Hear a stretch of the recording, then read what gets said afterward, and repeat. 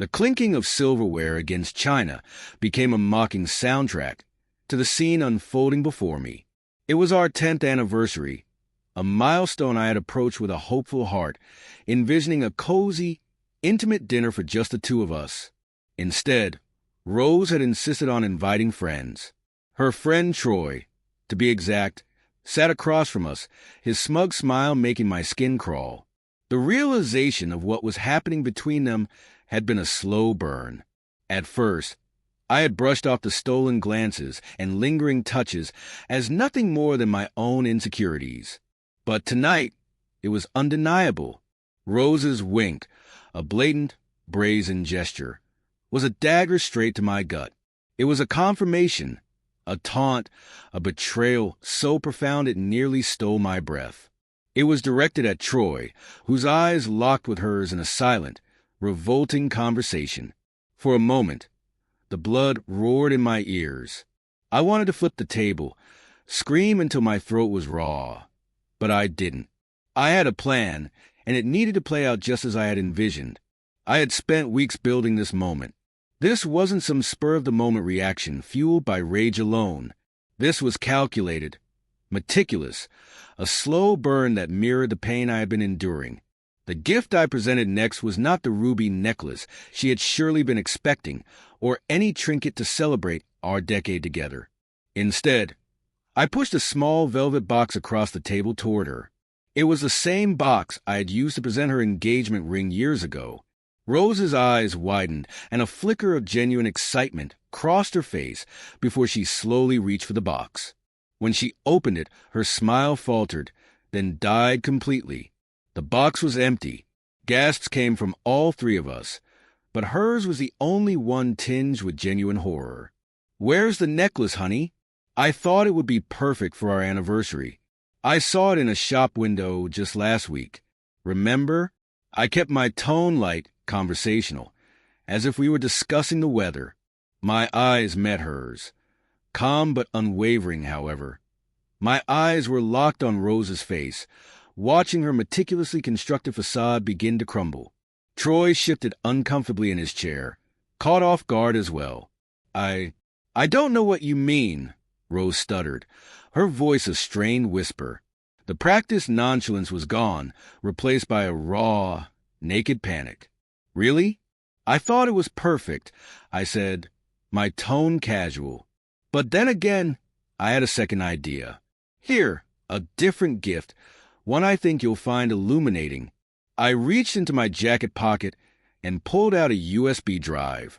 "This, my dear, is a gift I've curated just for you." The color drained from Rose's face.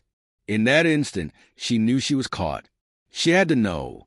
I plugged the drive into the small portable projector I'd stashed behind me earlier and connected it to the blank wall. A series of photos flashed across the surface. Photos of them, Rose and Troy, caught in stolen moments at his apartment at her office, and during our anniversary trip last year that she had insisted I couldn't make, claiming she'd gone with her friends. The final nail in the coffin was a video.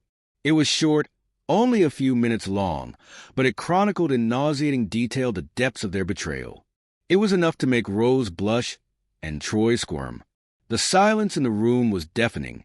Rose stared at the wall, her face pale, tears streaming down her cheeks.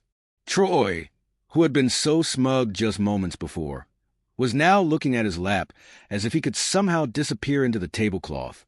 He opened his mouth to speak, but no sound came out.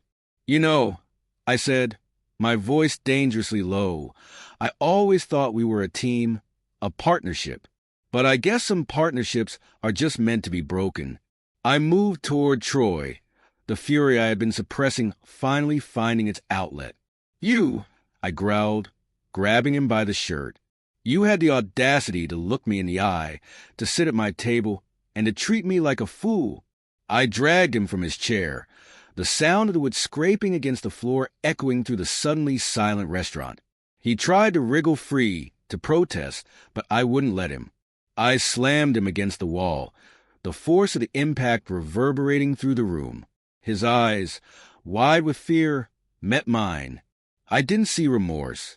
I saw only the fear of a man finally facing the consequences of his actions.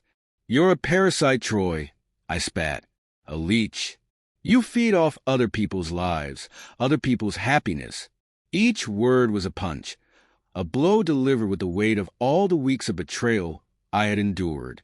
I hit him again, harder this time, sending his head bouncing off the wall. He crumpled to the floor, whimpering. The restaurant staff, who had been watching in frozen horror, finally rushed to intervene. They tried to pull me away, but I was beyond reason. I was fueled by a righteous anger, a burning need to make him understand the depth of the pain he had caused. "You think you're so smart, don't you?" I kicked him hard in the ribs. "You think you can just waltz into someone's life and take what you want?"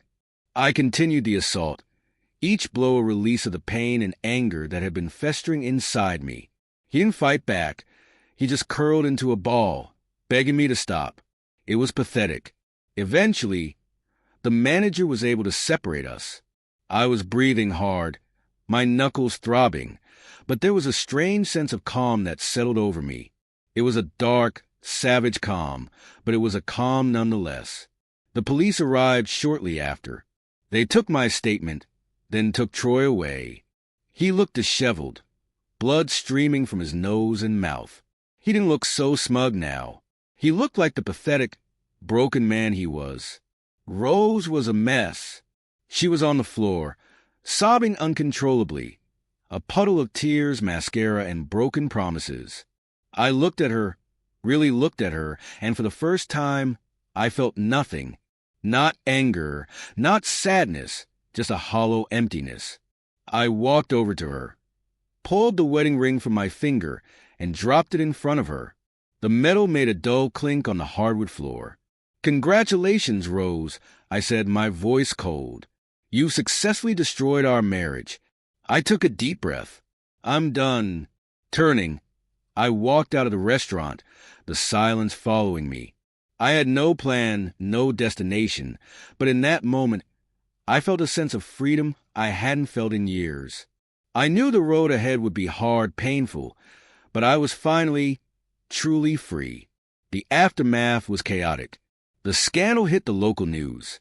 Troy's reputation was ruined, his career was over, and he became a pariah. Rightfully so. Rose tried to reach out to me, called incessantly, sent countless texts begging for forgiveness, but my heart was a stone. I had nothing left to give her, no more forgiveness to offer.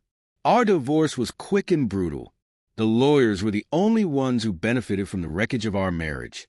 She was left with nothing but the ruins of her betrayal. I walked away, leaving behind the rubble, moving on to pick up my own shattered pieces. It wasn't a happy ending, not in the traditional sense, but it was an ending, and it was mine. I had taken back control. I had faced my pain and come out the other side, scared but not broken. That, in itself, was a kind of victory.